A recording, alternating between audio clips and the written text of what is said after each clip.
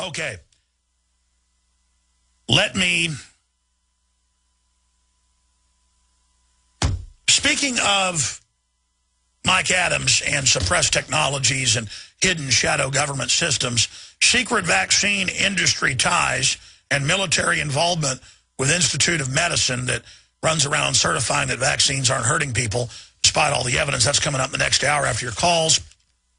Then there's this report that I wrote with Paul Watson just because I find it to be so interesting. Speaking of life extension technologies, the first artificial heart was, what, in the early 1980s? And the guy that got it didn't live very long. And then the next guy lived a little bit longer, and the next guy a little bit longer.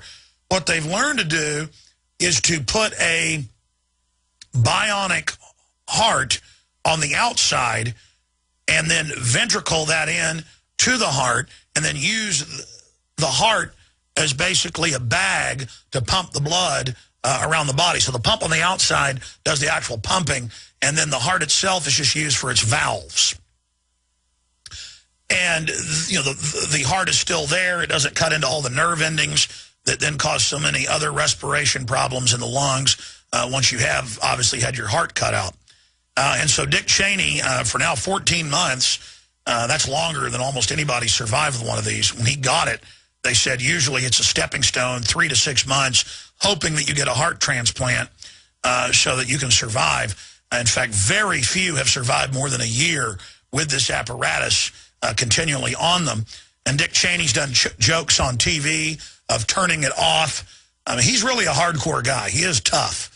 I mean, for somebody to be able to enjoy something like this and make jokes out of it, that's about the only way you can survive. They report people pretty much get depressed and die once they have them because you no longer have a pulse. And so on your screen is the external bionic heart that then goes through the body, inside the stomach cavity up into the chest cavity, and pumps blood through the heart. And here's the headline: Dick Cheney, 1 year as a walking zombie. Former BP marks anniversary as member of the living dead. Although the debate still rages as to whether or not he had a pulse to begin with, torture-approving, wiretap-loving former Vice President Dick Cheney recently marked 1 year as a member of the living dead. In July last year, Cheney had a ventricle assist device implanted in his body, which leaves most recipients without a pulse because it pushes blood continuously instead of mimicking the heart's own pulsate beat. During an interview aired this morning on MSNBC, Cheney frightened a reporter with his Dawn of the Dead style annex, removing the battery from his heart pump before it started beeping. Cheney has survived as a zombie long enough to finalize and promote his new memoir, My Time, in which he unapologetically reaffirms his support for torture, the invasion of Iraq, and warrantless wiretapping. The former VP's arrogance has not lessened with age or ill health. The book fails to even admit a single mistake in the prosecution of the Iraq War, which still remains unfinished over 8 years later and was the basis of a cocktail of lies and deceit. 565 pages and a simple apology would have been in order in some of them, writes conservative columnist George Will, which is to say the great fact of those 8 years is that we went to war, big war, costly war, under false pretenses, and to write a memoir in which you see essentially nothing seriously went wrong. If I wrote a memoir of my last week, I would have had things to apologize for. That's George Will kind of being an apologist in an offhanded way for Lord Cheney. And then it just goes through some of the crimes of Dick Cheney and the fact that he is a zombie. Because when you don't have a pulse, that's the old definition of being dead. And reportedly, Dick Cheney now, for close to 14 months, has not had a pulse. Speaking of zombies, we're going to put on screen for PrisonPlanet.tv viewers a photo that surfaced last Friday. I saw it on Drudge. Headline, Shocking Photos of Steve Jobs. And some Indian website with no proof said it was a fake photo, but Jobs never came out and said that.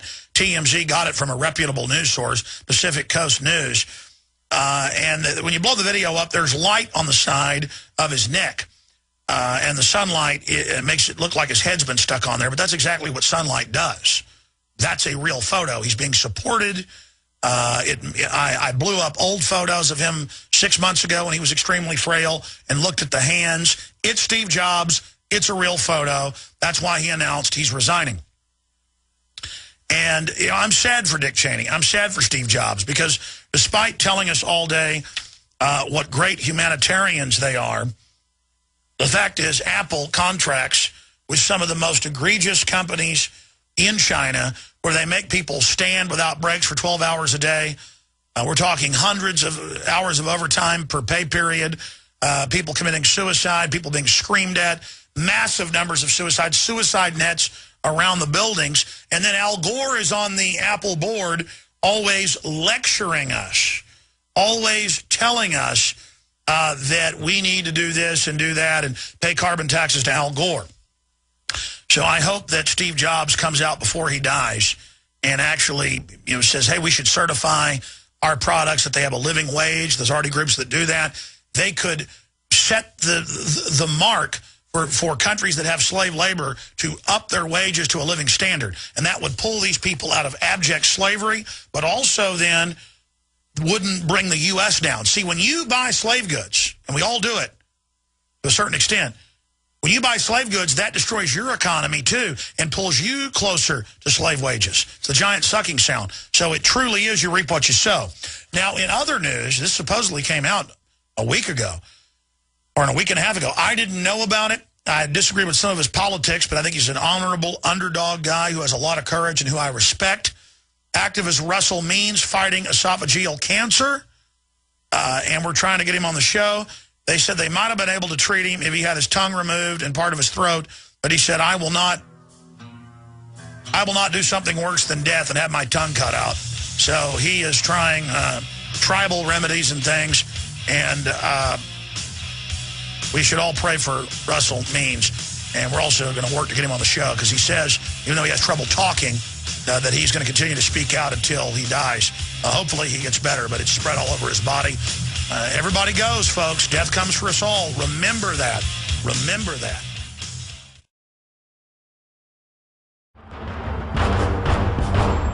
Ask yourselves, what are you doing in this time of great challenge?